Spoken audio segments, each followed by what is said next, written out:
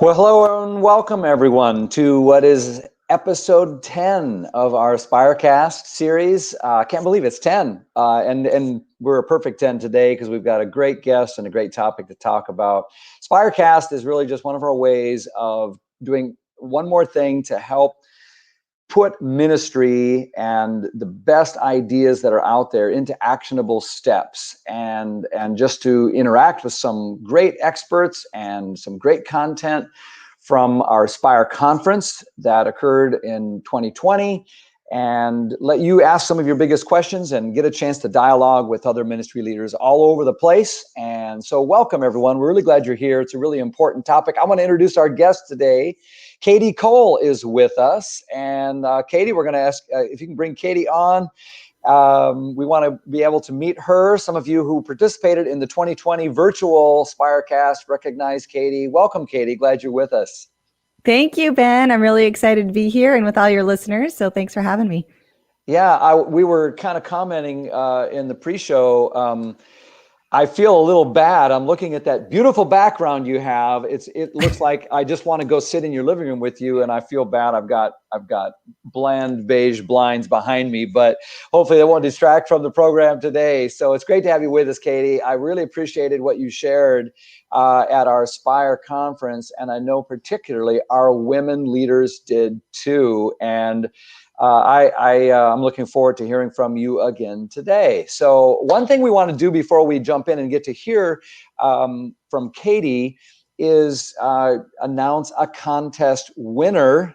So if you've been following along on Instagram, I hope that you are. If you're not, get fired up about that and get to where you can follow us on Instagram.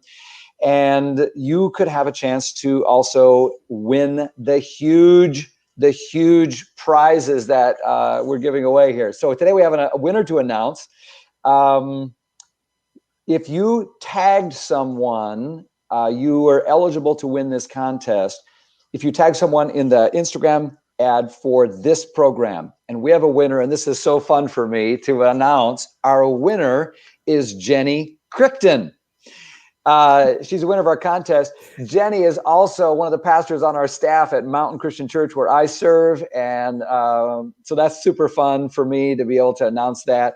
She wins a copy of Kadi's new book, Finding Your Leadership Voice in 90 Days, as well as an 8-week leadership development series that Kadi has put together that goes along with the book and has a bunch of Kadi's favorite leadership lessons all packed in there. And so congratulations to Jenny Crichton. It pays to be on Instagram and to pay attention to these things that are going out there. Here's the deal. Kadi was just feeling super generous. She's like, hey, I know, let's do something to bless a whole bunch of other viewers as well. So if you're joining us live today, here's your opportunity. If you didn't win and your name is not Jenny Crichton, you can still win a copy of this book. And I think the 8-week leadership development series. Yeah. Okay. Yep, we're just throwing it in. Kadi's just like, yeah. Okay. So here it is. If you will post within 24 hours on Facebook, this live stream, you also can be a winner, even if your name isn't Jenny Crichton. So within 24 hours, post the link to this live stream so that people can view it obviously on demand at that point. You can also win a copy of Kadi's new book, Finding Your Leadership Voice in 90 Days, and also the 8-week leadership development series. So why not? Why wouldn't you do that? Okay. Kadi, you were so helpful in our Spire conference for male leaders like me and for female leaders like the ones on our staff who look to you as such a source of strength. One of the things they keep telling me is we really appreciate and need men to advocate and create opportunities and listen and help us, tell us that they see things in us. But what they need is women leaders that they look to as role models and as pace setters, and also just they want to learn leadership from great women leaders. So in advance, thank you for what you're doing and how you've been called into this. There's a great introduction in the video we're going to see, so I won't repeat that introduction of Kadi. It tells a lot about some of the things that she's done that are so important that qualify her to be our presenter today. But Kadi, unless you have anything else to add, let's jump in and we'll watch the video and download some of this content. You have anything else to throw in? No, thank you so much for the compliment. And yeah, it sounds good. Let's get going. All right, let's jump in and let's go back to Spire Conference 2020, Kadi Cole. It is so great to be with you today. My name is Kadi Cole, and I want to talk with you about 3 simple steps you can take to access some of the dormant leadership potential that is sitting in your church right now. I stumbled into this topic a couple years ago when I was working with large multi-site churches who were trying to scale their growth. They had more than enough vision. They even mostly had enough finances. But what they were missing were enough qualified and competent ministry leaders. As we were working on their leadership development strategies and ideas, they would stop and ask me about what they could also do to do a better job with the female leaders on their team. Now, I have been in full-time ministry for over 20 years, and I had never had anyone ask me that question before. In fact, it actually happened so many times with so many different churches that I started to realize God was probably trying to get my attention about this. So I decided to launch a research project on the topic about how we as church leaders can do a better job to develop the female leadership gifts in our churches. And the answers surprised me. It actually had very little to do with a church's theology, the size of the church, or the area of the country that they did ministry. What it came down to was the individual practices of the leaders and the types of cultures they were creating. The individual practices of the leaders and the kinds of cultures they were creating. In my book, Developing Female Leaders, I actually unpack all 8 practices that we uncovered in our research. But I want to share with you today 3 simple steps that will begin to move you in the right direction, especially in our current context. Step number 1 is to clarify your theology. It's easy to assume that this is mainly a theological issue, and I get it. We all come from rich backgrounds where this has been often a difficult and emotionally charged topic. But what we found in our research is that a church's theology actually had very little to do with how well they developed female leadership and their gifts. We found really conservative churches that had women leading at all levels of their organization. And we found more progressive churches that had almost no women leading, especially at high levels of leadership. What actually kept women from engaging in leadership was not having a clear understanding of what the theology of our church was and how to lead within those boundaries. It was confusing, and that was wasting a lot of energy for everyone.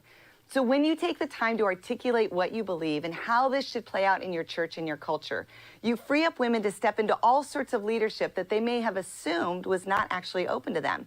You also equip your guy leaders to invite more women into leadership opportunities.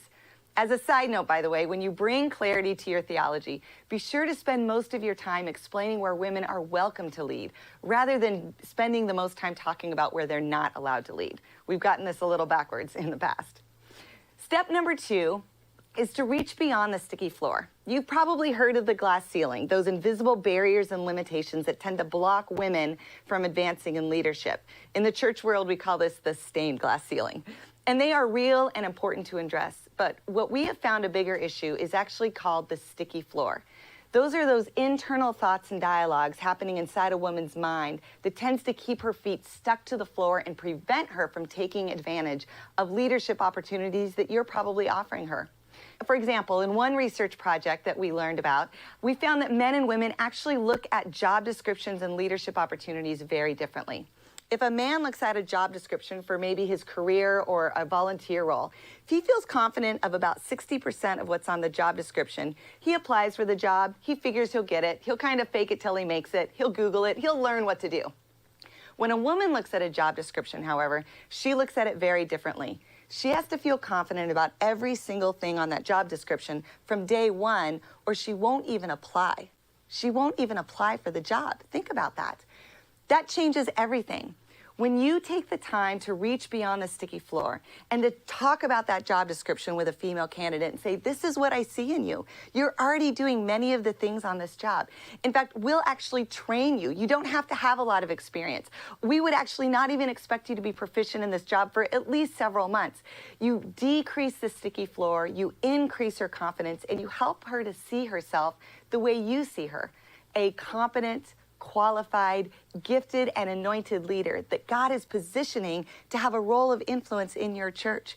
When you take the time to step over that sticky floor and speak truth and life and vision in her, you not only get to fill your great leadership positions, but you get to equip and empower a new leader that will be loyal and faithful to your leadership in your ministry for years to come. And step 3, practically help working moms. Supporting high-capacity female leaders in all the roles and callings of their life has always been an important part of a healthy church, but it is even more critical now during this pandemic. Barna had already documented that professional women were leaving the church in record numbers, up to 27% a year. They also found that 43% of women said they do not feel any kind of emotional support from their church. That's nearly half of women feel they are not getting the emotional support they need from their church. And this is before a worldwide pandemic hit. So now, with working from home, virtual school, and demands of family members with compromised health, women are feeling the stress and the strain more than ever. And as the church, we have the opportunity to step in to not only minister to them, but to support them as co-laborers. So a few things to take a closer look at in today's world. First, in addition to many schools being closed or only part-time, it is estimated that 40% of childcare facilities will never reopen. So what can you practically do to help with the extra childcare needs of your female leaders and the women in your congregation? Second, women are experiencing more fatigue and stress during the pandemic because they are not only working full-time jobs, but their work at home has increased to an additional 71 hours per week. This is putting strain on many parts of their life, especially their spiritual health. So how can you speak into this during your weekend messages? What practical ways can you support women during this critical season? And third, your team has probably spent a lot more time on Zoom and with flexible work schedules than ever before. Please don't be too quick to throw this away. Flexible work schedules not only increase productivity and morale for your whole team, but they are an environment in which female leaders tend to thrive. So consider adopting some of these flexible work practices to continue, even after your offices have reopened. Working moms are the backbone of many of our churches. Putting them at the top of your ministry priority list for this season will not only keep your church strong in a challenging time, but you'll be equipping female leaders to continue to thrive in your church after this pandemic is long gone.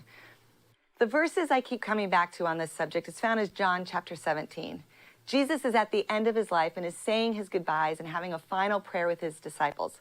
Of all the things he could pray for, better ministry strategies, more evangelism, more faith, he actually chooses to pray for unity, our unity. We are the disciples yet to come in his final prayer. He knew that if we could work past our differences and bring all our gifts to the table, that it would stand out as so unique in a world of division that lost people couldn't help but take notice and see how much God loves them. We have the opportunity, but it will require that we lead differently. One of the reasons I'm so passionate about helping churches develop their female leaders is because women are the minority in leadership, but they are the clear majority in most of our church congregations. If we can adjust our individual leadership practices and the types of cultures we are building, this could be our gateway issue to becoming better at including all sorts of minority leaders that are currently not being used in ministry the way God designed it.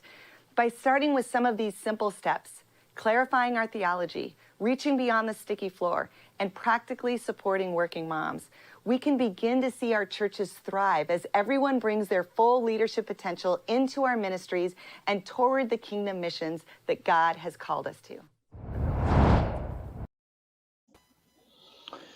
Okay, such a good and important and timely word. Katie, let's unpack it a little bit, and let me just invite any of our viewers to feel free to throw in questions in the comment box, and we'll see those and do our best to lob them Katie's direction and interact with them in the few minutes that we have left. But Katie, maybe I would love to hear you talk just a little more about maybe each of the three things you said. This was a surprise to me when you said it's not really so much about the theology, it's more about the culture and getting to that clarity. Do you think most people probably understand that? Because I'll confess, I was one who assumed that the churches that did the best job were the ones that were maybe a little more permissive in their theology than others. But that's not what you found out, is it? That was my assumption too. And I think for most of us who have grown up in church environments or been leading for a while, we know that the theology is such a hot topic. And I think it's easy to feel like we either believe in women leaders or we don't believe in women leaders. And there's kind of this binary option. At least that's how I grew up. And I don't even think anyone ever said that to me. I just sort of picked it up through the years and the different churches that I went to as I grew older and went to college and as a young adult. And I think that's really a shame. In fact, one of the resources I have, if people are interested, is actually a framework of sort of a spectrum of theological views on this. And I think part of the first step, especially around this theology piece, is we get away from this idea that I'm either for or against. I'm either with women or against women, or that women have to choose, that I either think we should do stuff or don't think we should do stuff. And so that, anytime there's a binary choice, it really limits our ability to think creatively and really hear what God is maybe trying to tell us. So moving away from that, and that was one of the big fun parts of the research, is to go, man, my assumptions are really being blown out of the water here. It really has to do with how well are we being the kind of environments where females can bring their leadership gifts. And really, honestly, everyone can bring their leadership gifts. Right. And obviously the cultures that have more language around that, more systems, more opportunities built in are better for women to bring their leadership gifts, but they're better for all sorts of people to bring all of their gifts. And so those cultures really have a synergistic effect versus other cultures, which I've been a part of both, and to be honest, have led both. And I think, I spent most of the book being really convicted because I've served in some very high level leadership roles. And there were many things I was doing that were not helpful to women. They were harmful to myself, but they were really harmful to many other people. And I just did it because I was a part of it. And I was taught this is how we do it. So I just kind of kept propagating that. And so I think that's why I have such a passion about this, is because I've come from those places. Those seemed like right decisions to me at the time also. And I understand that we just have more options than those two that we can sometimes easily assume. That's really a good word about, people that have a theology that is maybe more restrictive than another's theology aren't going to want to say that they don't want women to serve. And people with progressive, so to speak, theology are probably unaware of some of the ways that they're still, with their culture, hindering women to serve. So I think that's just a profound and important insight, because isn't it, at the end of the day, you talk about your passion for this, isn't it about unleashing the church and all of its gifts and all this broad array? Yes. To just how deeply do you have to believe in the Great Commission and in the urgency and importance of the stewardship we've been given with the gospel, to be convinced that we probably ought to use all the gifts in all the ways we can.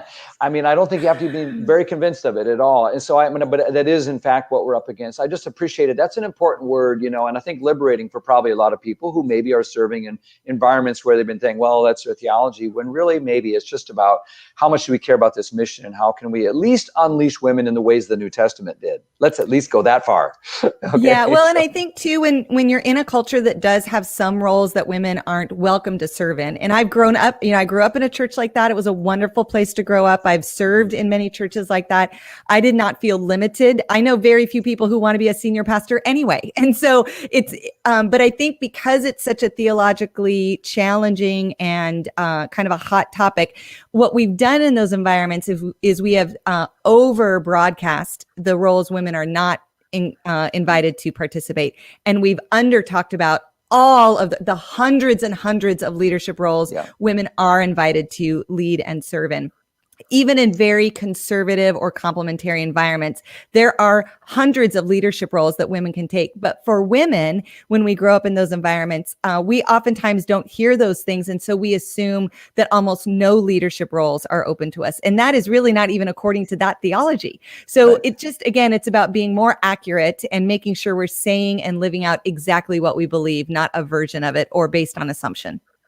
Just such a great point. So clarify theology, get to clarity so that women in your context will have a sense that I'm invited into this to bring what I can do and be in this setting, regardless of where your theology may draw lines and so forth. That's a great point. So this whole thing about did you create the phrase, reach beyond the sticky floor or the stained glass ceiling?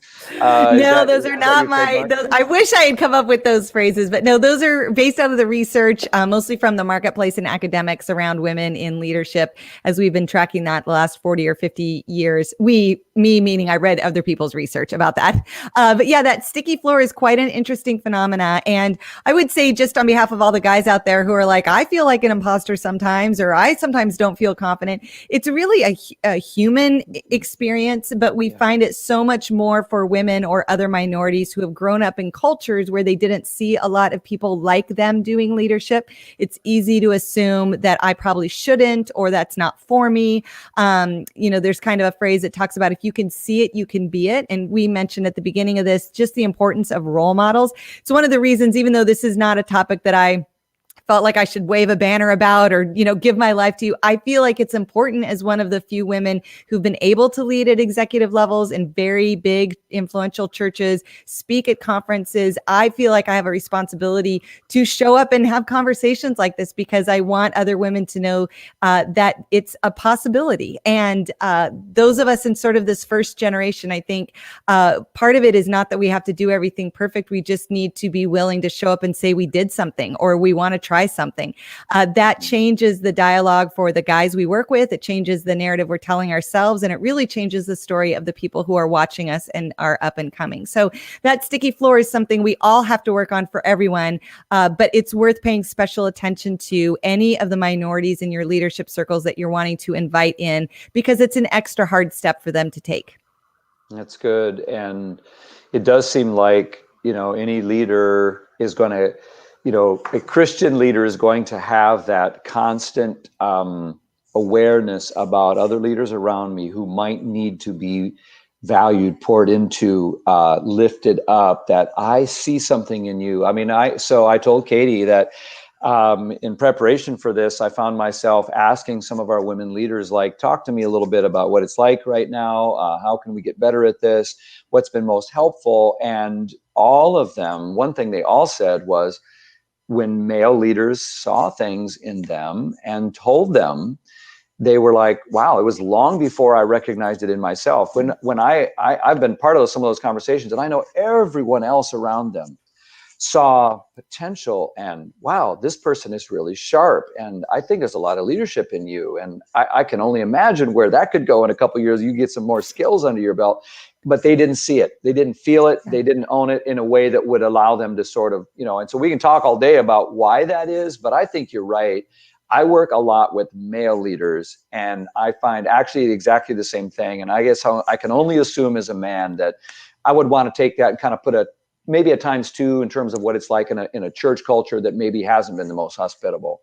To women serving and leading in different ways, that there might be a little more tentativeness there. And that just leads me to this, it's almost a kind of hospitality, isn't it? Like a sort of gracious, generous inclusion to say, man, we want you to be, just that extra encouragement we all need as we're developing disciples of any kind. And I love your thrust there that, whether you're a person of color or any other kind of person that may have reason to feel there's a sticky floor beneath me. Boy, leaders, the best leaders I know are pulling and pushing, both from the top and the bottom. I appreciate that point a lot.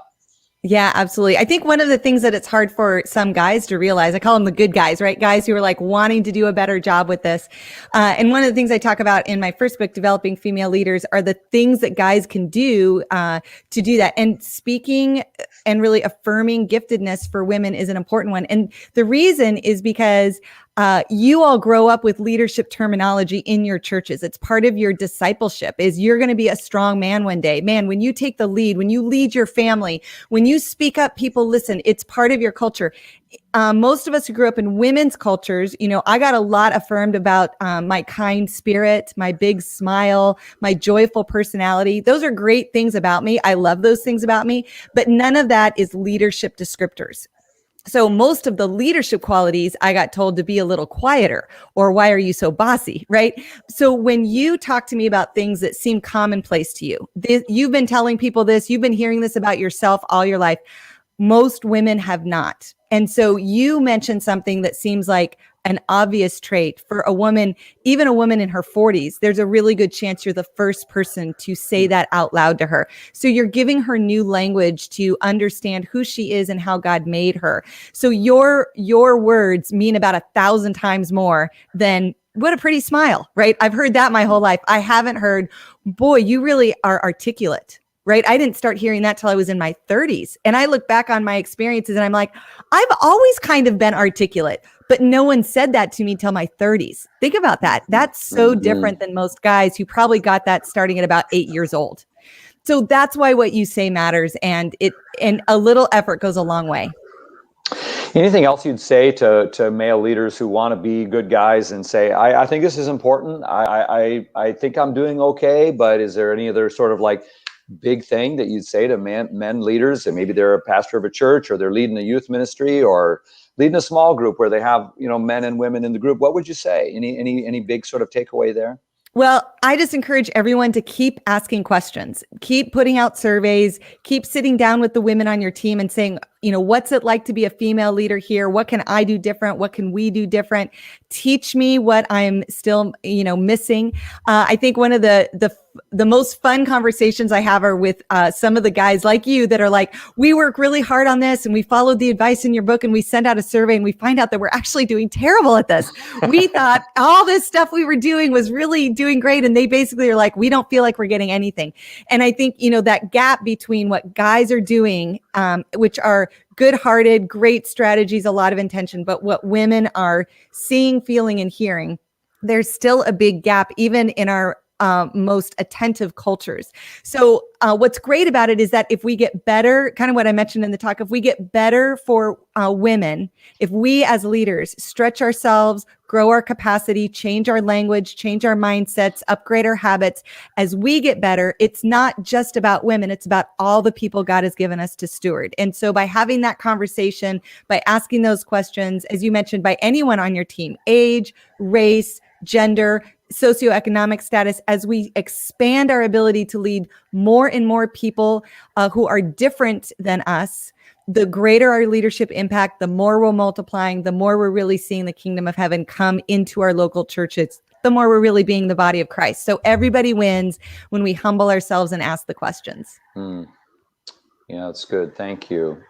Kadi, as you were listening to yourself talk and hearing, again, the 2020 presentation when we were partway through this pandemic, I wonder if there's any part of you that's thought, man, since then, it's even changed a little more. You talked about some real practical things we can do for women. Is there anything else that you think, in the cultures we're creating and in this work situations we're fostering that has become even more important since the pandemic has worn on even further than when you spoke at Spire? Yeah, so we're just over 1 year into the pandemic when we're recording this. We have almost 3 million professional women who have left the workforce because of COVID. And that is detrimental on many levels. It really changes the dynamic of our workforce. It really takes a lot of women who have high capacities and high involvement out of companies and businesses and churches and nonprofits and schools, all the places where women, like everyone else, are bringing giftedness. And we're going to really be feeling the repercussions of that ongoing. So I think for cultures who are really trying to make progress around female leadership, keeping women in their role becomes a really important strategy. And I would just encourage everyone to think creatively with this. When one of your women staff members or one of your key volunteer leaders, I'm not talking about every woman on your team or every woman involved in ministry. I mean, like the women who are leaders that you've been pouring into, that you see potential in, that you know has giftedness and a calling. If she wants to back away, I would just encourage you to not take a full resignation on the first conversation. At least engage the conversation. There are probably creative things and resources that you have to offer her that she's not thinking of. Most women who are backing away are in a crisis. Their kids are failing school. Their parents are suffering from COVID. They're trying to navigate all of these worlds that they're floating.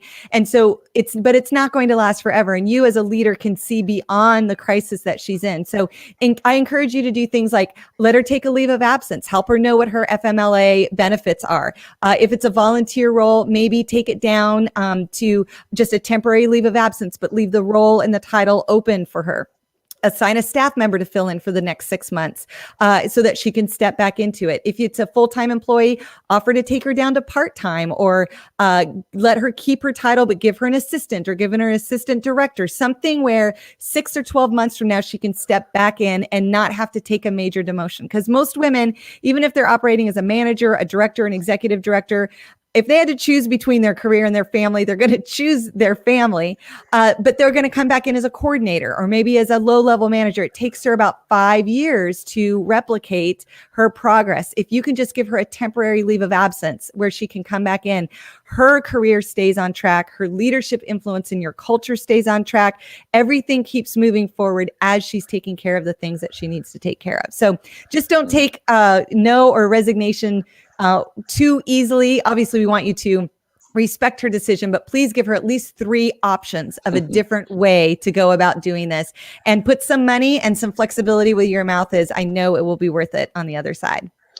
Wow, that is some good practical advice. I can see your master's degree in human resource development coming through there a little bit with detailed thoughts. You've thought this through about some super practical things. That's great for us to have in our satchel because I think you're right. We're probably going to be seeing some real attrition and repercussions, as you say, for a long time, probably, because women do bear the great responsibility at home, and COVID has taken its toll. Friends, we've been with Kadi Cole today. Her latest book is Find Your Leadership Voice in 90 Days. She was one of our featured main session speakers at our Spire Conference 2020, and you can find that talk if you're on this Spirecast, episode number 10. Thank you for joining us. We hope this has been super helpful to you, and I want to make sure that you know about our 2021 Spire Conference, which is September 14 to 16. We're going to be live and in person, safely so, in Nashville, Tennessee. Again, September 14 to 16. It's at the Gaylord Hotel and Conference Center, a beautiful place, and it's going to be. I've already had a chance to see some of the lineup. It's going to be fantastic and filled with also those opportunities for breakouts and conversations and huddles and learning like that. Kadi, thank you again so much for what you're doing, for your time today, and for your ongoing ministry that way. How can people get a hold of you, Kadi? Sure. Thank you, Ben, for having me. The best place is on my website, kadicole.com, KADICOLE. And all my resources and the new book and everything is there. So, and feel free to reach out on social media at Kadi Cole. Thanks so much once again. And everyone, thanks for joining us. Whether you've been in person with us or joining us online on demand sometime later, keep leading strongly. Look to Spire to help connect you with all the things that you need to do your job you're called to do. That concludes episode number 10. Thanks for joining us one and all, and we'll see you next time.